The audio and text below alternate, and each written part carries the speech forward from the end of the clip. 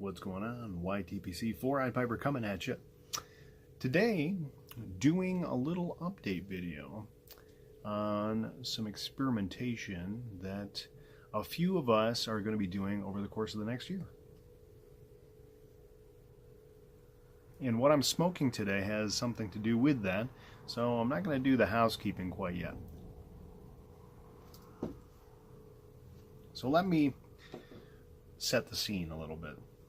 Over the course of the last few weeks, I haven't been really making a lot of videos. Been doing a lot of home blending and experimenting here, and been doing some Zoom meetings and house party calls, and talking with some members of the YTPC who are just as interested as I am in kind of the science behind tobacco cellaring and blending.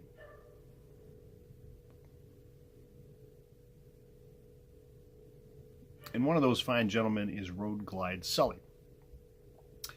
We have a few other guys who have been talking to us, and Road Glide decided that he wanted to set up an experiment over the course of the next year. He's been doing a lot of videos about cellaring tobacco, and we came up with a variable that we wanted to impact, and that is oxygen level in our tobacco as it cellars. There's really no clear-cut answer out there on the interweb as to the best way to cellar your tobacco as it pertains to sealing a tin or a jar, or opening your jar or tin, and all that jazz. And there's a couple different forms of fermentation that occur with tobacco when you cellar it. There's aerobic and anaerobic fermentation. So Road Glide, being a former home brewer, knew a lot about this process, and he has come up with some hypotheses as to what might impact his tobacco in a beneficial way for him and his taste. And we've all decided to jump in and do this experiment with him. So what we're doing is we're going to have 3 sets of each tobacco that we're cellaring in different states of aerobic and anaerobic fermentation. Some of the guys picked 1 blend, I picked 2 blends, and what we're going to do is have some of that blend in a sealed tin or jar or vacuum sealed pouch, so that there's no air in there, so it's a completely anaerobic environment. We're going to have some of that tobacco in a jar that is being periodically opened throughout the course of the year, so that'll be a much more aerobic environment. And then there's going to be kind of a in-between jar, and that's one that we're going to put the tobacco in and close the lid and not open it again, so it'll go through an aerobic fermentation, and then when all the oxygen depletes, it'll go through an anaerobic fermentation process, and maybe it'll fluctuate based off of air pressure and humidity and all the different factors that affect your cellar. So that'll be interesting to check out. At the end of this year, which we're going to open up all 3 of these particular sets of tobacco on the 1st of May in 2020. At the end of the year, we will then share samples among our group and,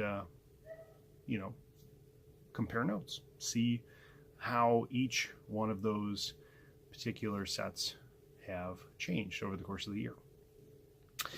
So I'm going to cut away right now and show you some of the tobaccos that I will be performing this experiment on. Here are the 2 blends that I'm going to be using for this experiment.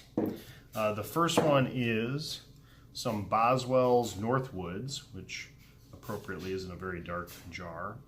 I have my do not open until 5/1/20.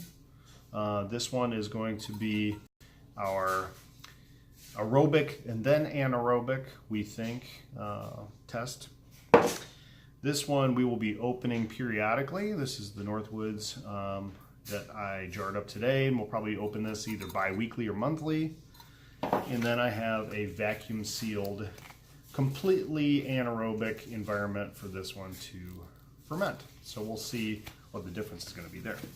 And the second tobacco that I'm using is Peter Stokkebye Luxury Navy Flake. So I've got a do not open until next year, a periodic open, and a vacuum sealed anaerobic environment. And so there you have it. We will be keeping you guys updated with our experiment periodically. And when we're done with this thing in 2020, May of 2020, we will open these guys up and share samples among our group and give each other some notes. So there you go. Back to the porch. So why did I choose Northwoods and Peter Stokkebye Luxury Navy Flake? Well, for those of you who have watched my channel long enough, you know that those are two blends that I'm very, very familiar with. So I'm going to know much more apparently which of those have changed over the course of the year, because I smoke those tobaccos very, very regularly. In fact, right now I'm enjoying some Peter Stokkebye Luxury Navy Flake in my Morgan Bones. I think that's the Billiard or Levade or something, whatever it is. And I love this blend. So I'm very, very familiar with it. I definitely know what will change over the course of the time, or I will know when I open up that blend.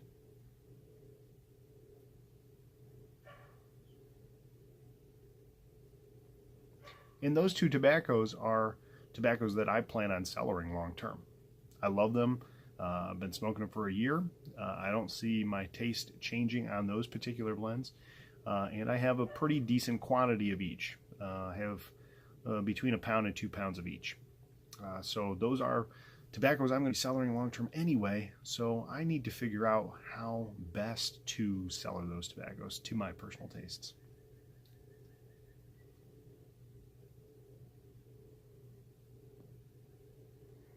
So I hope you guys will come along with us on this journey. If you're interested in performing this experiment yourselves, you definitely should get in touch with Road Glide Sully.